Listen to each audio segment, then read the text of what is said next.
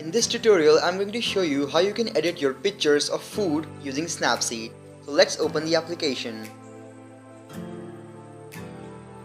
Touch the plus icon to load the image.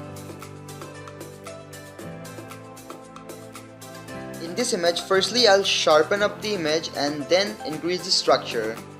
So let's go to Tools and select Details. Swipe right to increase the structure, and then swipe up and then swipe right to increase the sharpening. This gives a pop to the image, and then press the tick button. Now I'm going to go to Tools and select Tune Image. From here I'll actually increase the saturation of the image like this. This is okay, and then press the tick button. Now it looks pretty fine. I can also adjust some vintage effect to the photo so that it looks much more better.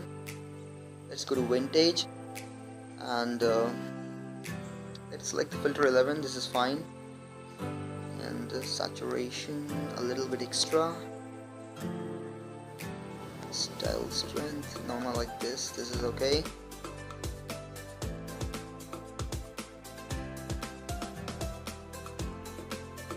This is how you can edit the food picture using Snapseed. You can see this is the before and this is the after. How great it looks.